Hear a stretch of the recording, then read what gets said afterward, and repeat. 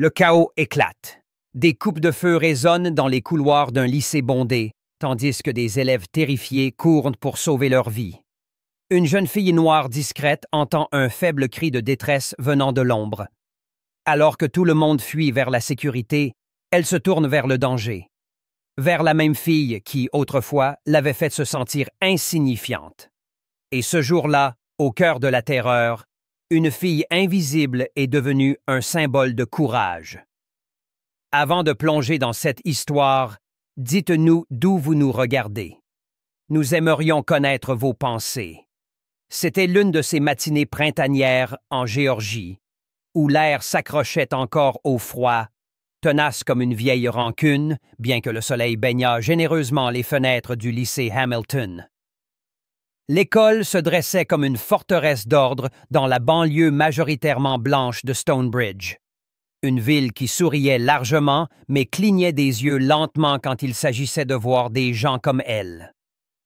La sonnerie retentit et les couloirs s'animèrent. Les baskets grinçaient, les casiers claquaient et les conversations flottaient au-dessus comme des ballons sans ficelle. Les adolescents déferlaient comme un courant, fluide et bruyant, laissant derrière eux la fille silencieuse qui marchait dans la direction opposée. Seule, déterminée, comme si elle naviguait dans une tempête, invisible aux yeux de tous. Amira Lewis, 16 ans, à la peau couleur de la terre riche après la pluie, se déplaçait comme quelqu'un habitué à être ignoré. Elle portait une pile de livres de bibliothèque serrés contre sa poitrine, non pas pour se protéger, bien que cela servît d'armure, mais parce qu'elle ne savait pas où poser ses mains. Chaque mouvement était calculé, non pas par peur, mais par expérience. Quand on vous juge avant même que vous ne parliez, vous apprenez à vous faire petit dans des espaces qui ne veulent pas vous voir grandir. Ses cheveux étaient soigneusement tressés en arrière, ses chaussures étaient propres, ses yeux, sombres, profonds, discrètement alertes, balayaient le sol comme s'il offrait plus de sécurité que n'importe quel visage dans le couloir. Elle ne se fondait pas dans la masse. Non, Amira ne se fondait jamais. Elle était ignorée, ce qui n'est pas la même chose. Être ignoré, c'est d'abord être remarqué, puis rejeté. Devant le laboratoire de chimie, Chloe Sanders s'appuyait contre les casiers, son rire perçant, fluide, brillant comme une couverture de magazine. Boucles blondes, ongles vernis, une voix entraînée à la confiance. Ses yeux glissèrent vers un miroir comme on jetterait un regard à une mouche qui passe trop près. « Voilà notre petit fantôme », murmura-t-elle à son ami, juste assez fort. « Toujours en train de flotter. » « Elle ne te fait pas un peu peur? » Amira ne répondit pas. Sa bouche se crispa légèrement, comme si elle retenait quelque chose d'amer sur sa langue. Ses mains serrèrent les livres plus fort, la couverture en cuir s'enfonçant dans sa paume comme une ecchymose sur le point d'apparaître. Elle ne s'arrêta pas, ne fit pas face. Elle ne le faisait jamais, car dans des endroits comme le lycée Hamilton, le coût de s'exprimer quand on ressemblait à Amira était toujours plus élevé. Elle continua à marcher, passant devant Chloé, devant les garçons qui ne se souvenaient jamais de son nom, devant les affiches sur la gentillesse placardées sur les tableaux d'affichage, moqueuses dans leur éclat.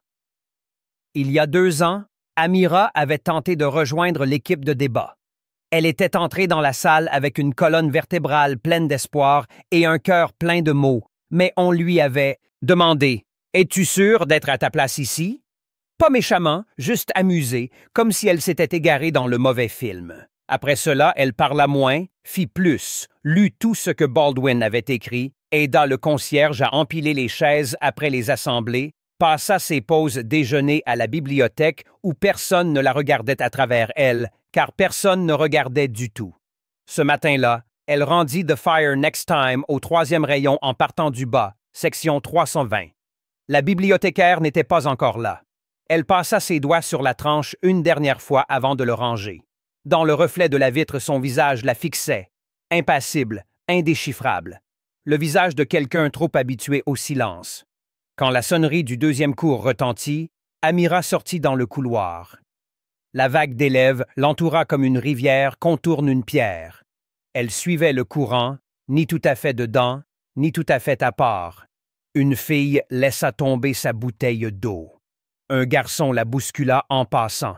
Quelque part derrière, la voix de Chloé, riant à nouveau, peut-être de quelqu'un d'autre, ou peut-être encore d'elle. Mais Amira ne se retourna pas. Son menton resta droit. Sa posture calme, chaque souffle contrôlé, dignité dans la retenue, force dans le silence. La matinée s'était déroulée comme n'importe quelle autre. Un quiz surprise en chimie, le bourdonnement discret des néons au-dessus, le rythme régulier des crayons grattant le papier ligné. La salle 204, située dans l'aile est du lycée Hamilton, était un espace long et étroit, avec de grandes fenêtres et des affiches motivationnelles décolorées, légèrement décollées au coin. Mademoiselle Gallagher, leur professeur, déambulait lentement entre les rangées, murmurant des rappels sur l'équilibrage des équations, tandis que les élèves, certains concentrés, d'autres faisant semblant, gardaient la tête baissée. Amira Lewis était assise près du fond, silencieuse comme à son habitude, son stylo glissant en boucle nette sur sa feuille. Elle ne levait pas la main. Elle ne chuchotait pas avec ses voisins. Mais ses oreilles étaient toujours ouvertes, attentives à chaque changement de ton, chaque clic de loquette de porte, chaque murmure trop incisif pour être innocent. Des années à être ignorée l'avaient rendue experte en observation. Quand cela arriva, ce ne fut qu'un son. Sans avertissement, sans préambule, un craquement sec, puis un autre. Pas le tonnerre, pas un casier claqué. C'était différent, plus profond, plus proche, plus définitif. La salle se figea une demi-seconde, comme si l'air lui-même retenait son souffle. Puis tout vola en éclats. Quelqu'un cria. Mademoiselle Gallagher laissa tomber son porte-bloc, sa voix s'élevant au-dessus du chaos. « À terre! À terre! » Les bureaux crissèrent violemment sur le sol, alors que les élèves se précipitaient, se baissaient, se bousculaient, criaient. Une chaise bascula. L'alarme incendie hurla, non pas parce qu'elle avait été déclenchée, mais parce que quelqu'un, dans la panique, avait brisé la vitre dans le couloir. Au milieu de la panique, le corps d'Amira bougea avant que son esprit ne puisse suivre. Ses livres glissèrent au sol alors qu'elle se baissait, cherchant un abri, le cœur battant dans sa gorge. Elle ne cria pas. Elle ne pleura pas. Ses instincts, aiguisés non pas dans la guerre, mais dans l'étouffement lent d'être sous-estimé, lui dictaient une chose. Trouve un endroit où ils ne regarderont pas. Autour d'elle, les élèves se poussaient les uns les autres comme des animaux fuyant un incendie de forêt. Dans le flou des membres et de la panique, elle vit Chloé, la brillante, cruelle, intouchable Chloé, être repoussée en arrière par la bousculade. Un corps la heurta violemment. Un autre marcha sur sa jambe. Chloé tomba, puis cria, un son brut, déchirant, et ne se releva pas. Son pied était tordu à un angle anormal, son visage crispé de choc et de douleur, alors que les élèves sautaient par-dessus elle sans s'arrêter. Amira se détourna, s'éloignant du courant, loin de la salle 204. Sa respiration était courte, sa peau luisante de sueur froide. Le couloir près de la salle de musique était étrangement calme, une poche de silence dans un bâtiment noyé dans la peur. Ses yeux balayèrent les lieux. Là, l'armoire de rangement, toujours ouverte. Elle s'y glissa, refermant doucement la porte derrière elle. Sombre, poussiéreux, une légère odeur chimique collait aux manches des balais et aux chaises empilées.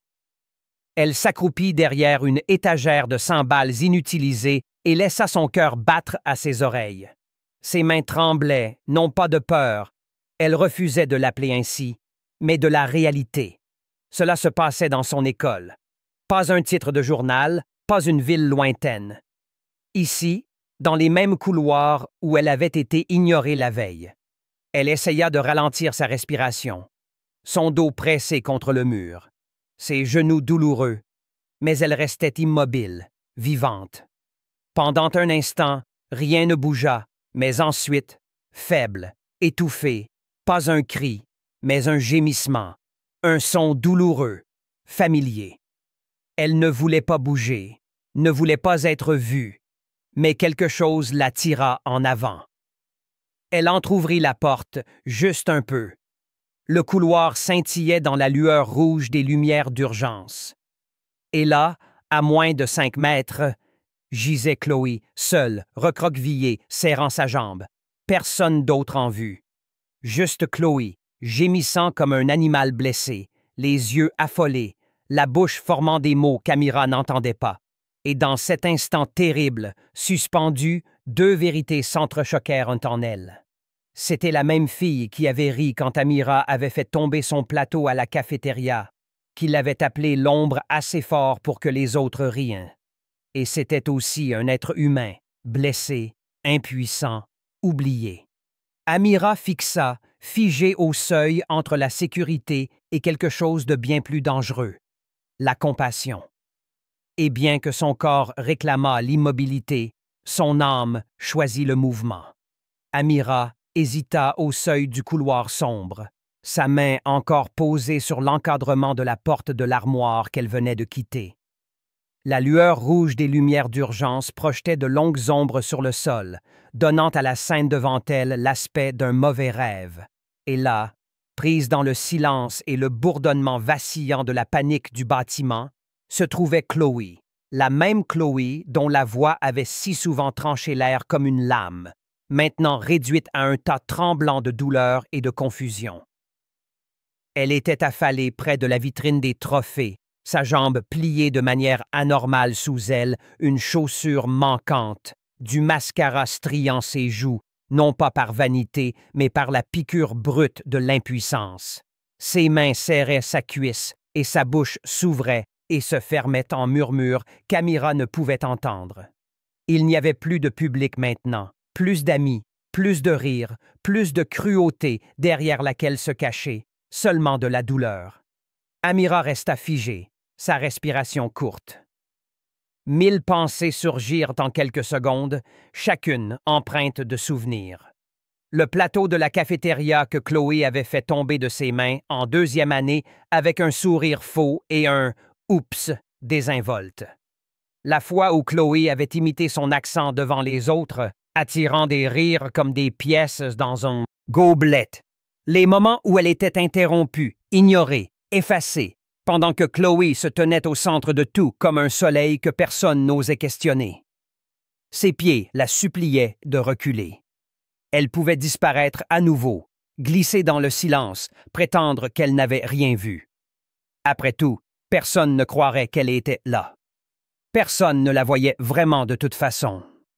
Mais le gémissement qui s'échappa des lèvres de Chloé à ce moment-là, bas, réel, presque enfantin, trancha la rancune comme une lame à travers un tissu.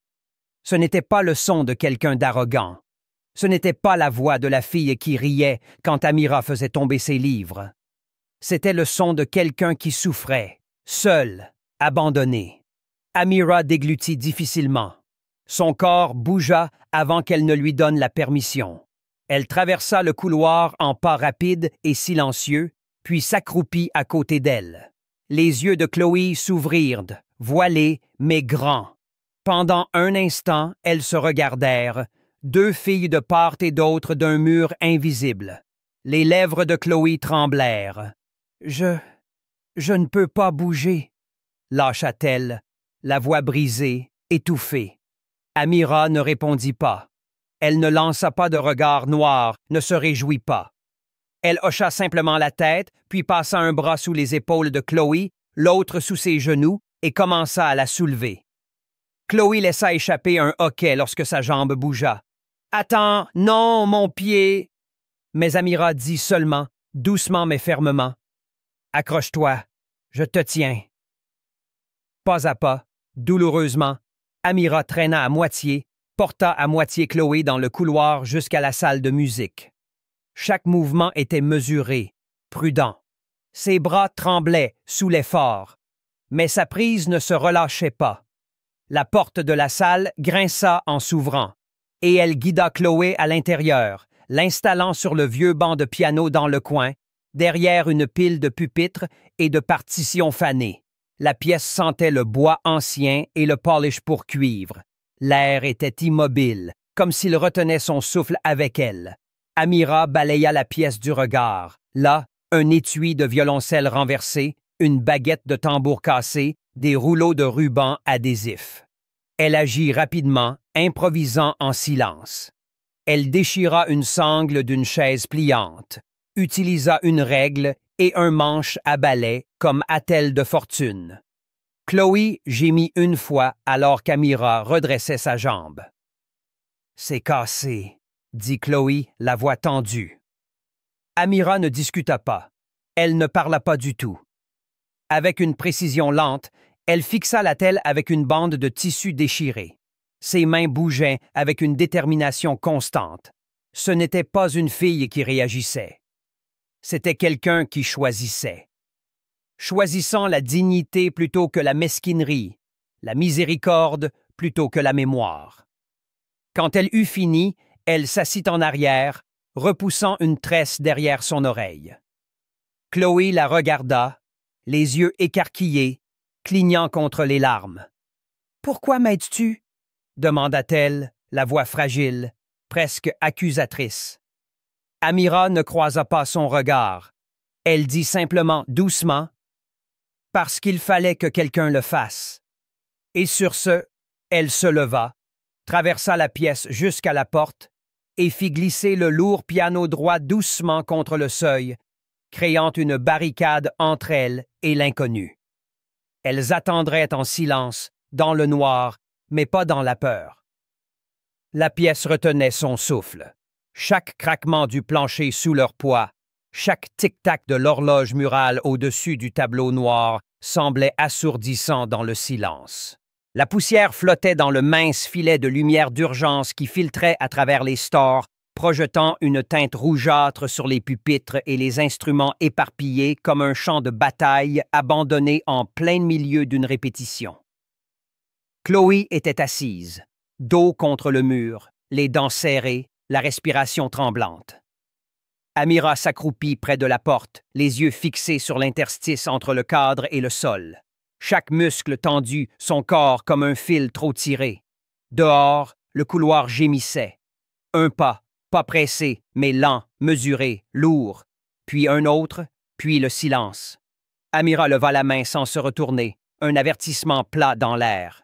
La respiration de Chloé s'interrompit et pendant un instant, elle sembla sur le point de parler, de sangloter, de s'effondrer.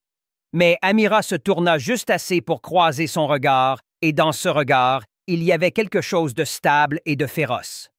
Sans mots, cela disait « Tu survivras à ça, mais seulement si tu te tais. » Chloé pressa ses deux mains sur sa bouche et hocha la tête, des larmes coulant des coins de ses yeux, ses épaules tremblantes.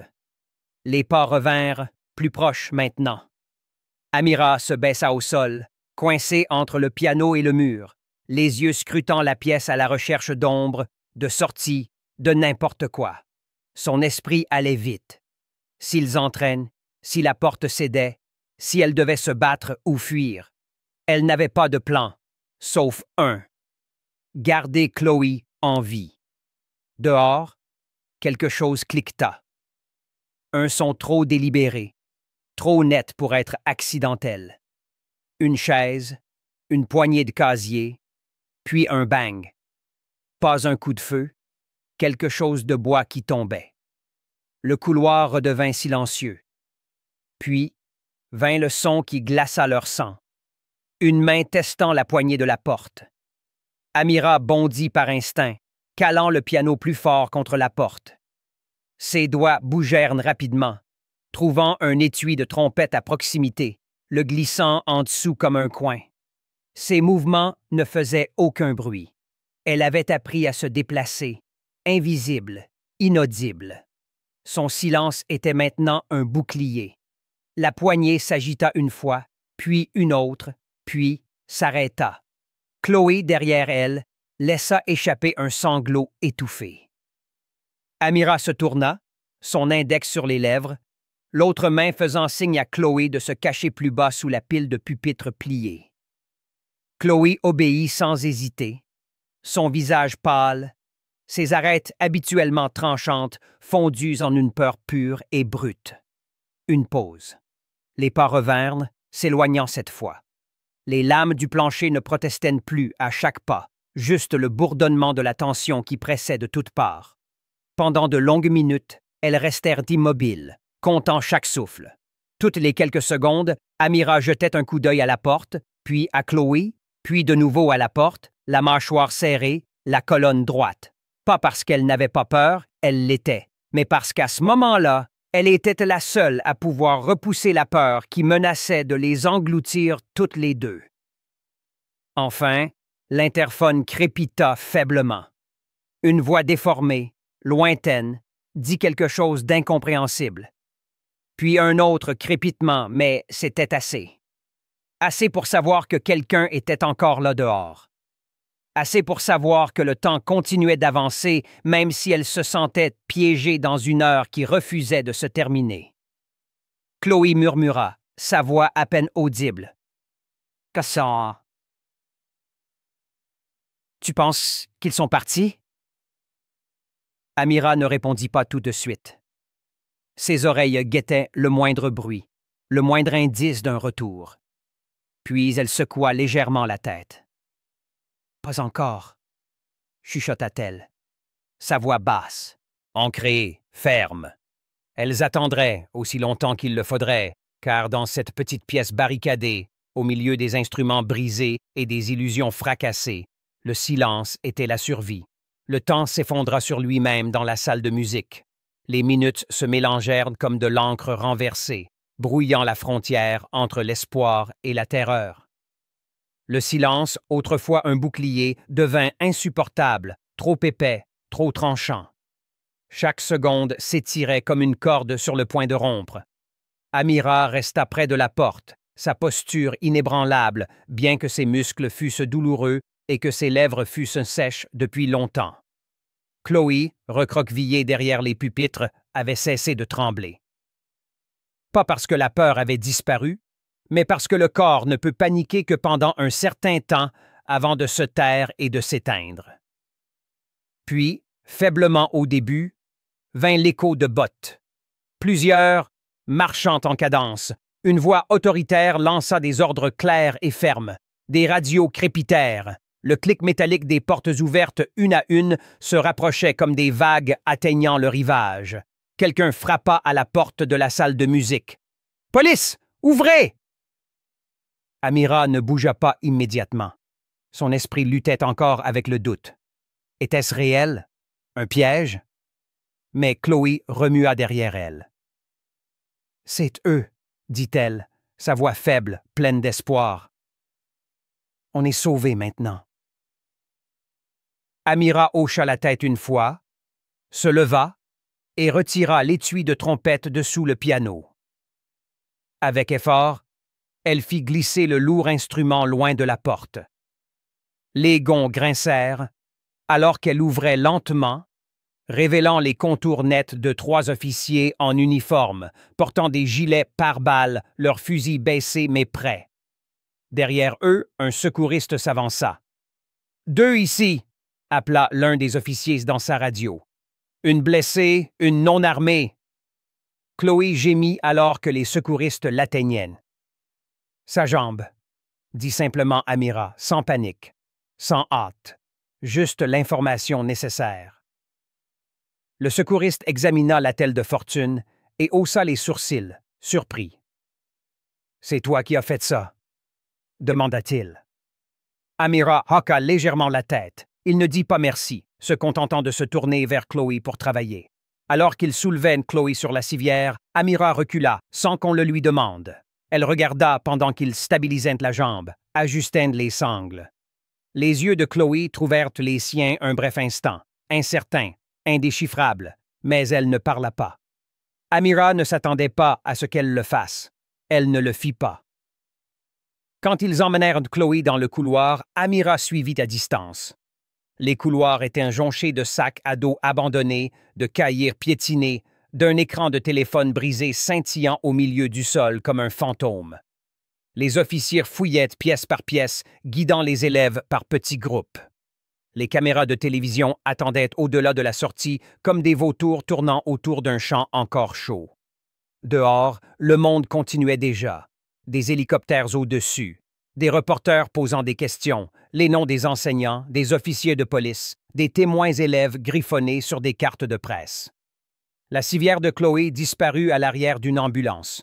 Ses parents n'étaient pas encore là, mais une policière resta à ses côtés.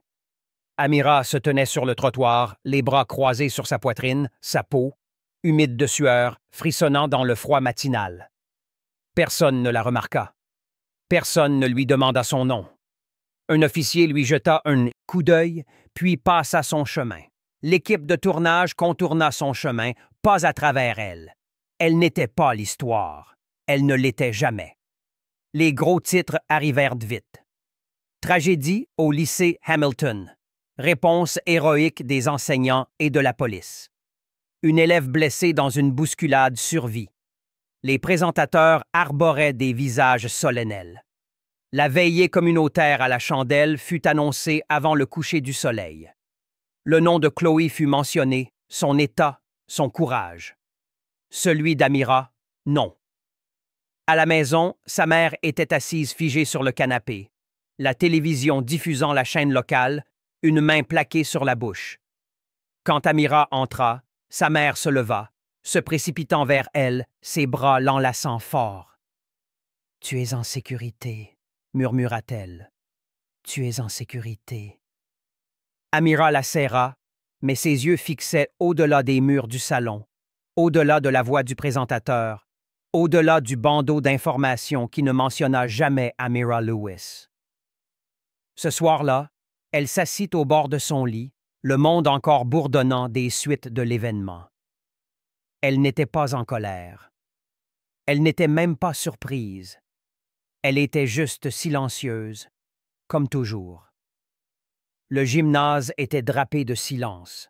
Des rangées de chaises pliantes remplissaient l'espace où se tenaient autrefois les rassemblements festifs, maintenant bordés de bougies, de fleurs et de photos du jour que personne ne pouvait oublier. Une semaine s'était écoulée depuis la fusillade. L'air portait encore son écho. Les enseignants étaient assis, visages solennels.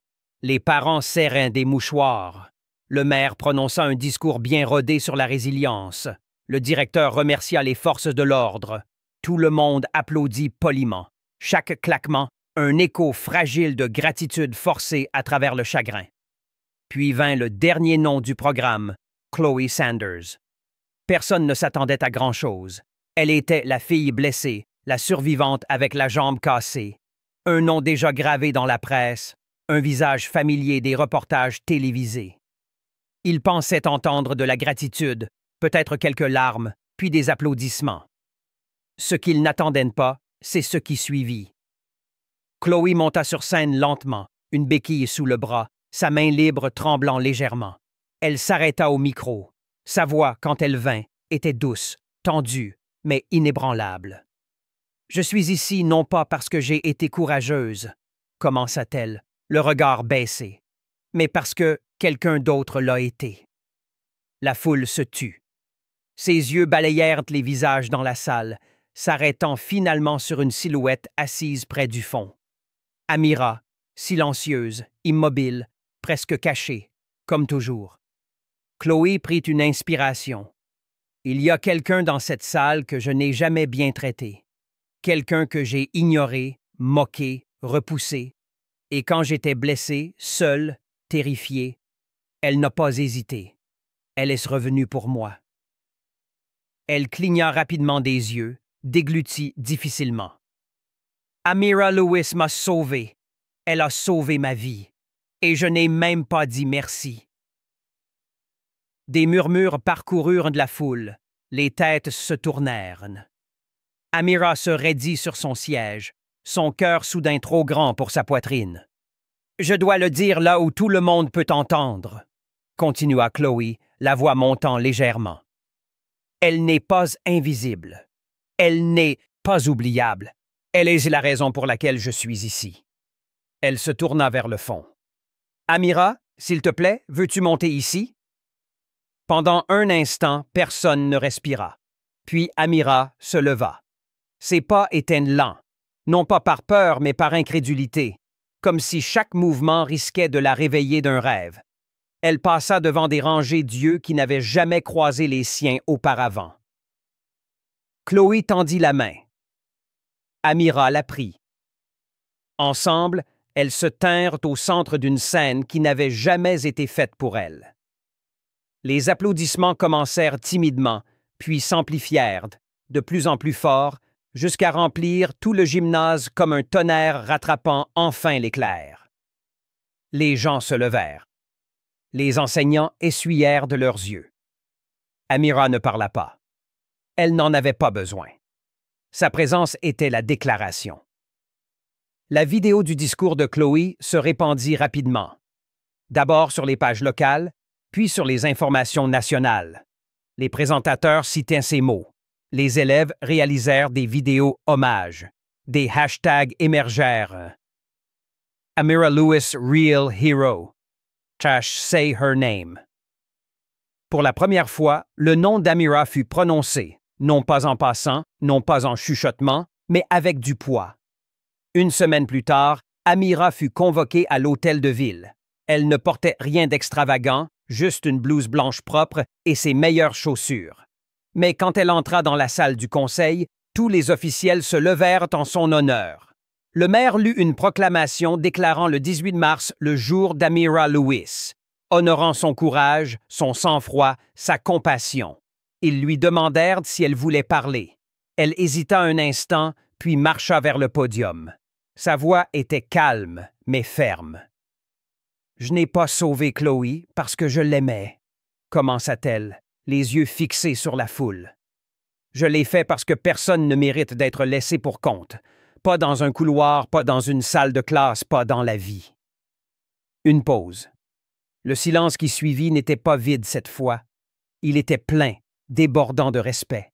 « Et peut-être, » ajouta-t-elle, « devrions-nous commencer à voir les gens avant qu'ils ne nous sauvent. » Quand elle descendit, les applaudissements n'étaient plus seulement pour une fille qui avait survécu. Ils étaient pour une fille qui les avait changés. Et dehors, alors que les flashs des caméras jaillissaient et que les micros se tendaient vers elle, Amira leva simplement les yeux vers le ciel, gris doux et calme, et expira. Pas de peur, de soulagement. Rejoignez-nous pour partager des histoires significatives en cliquant sur les boutons « J'aime » et « S'abonner ». N'oubliez pas d'activer la cloche de notification pour commencer votre journée avec des leçons profondes et une empathie sincère.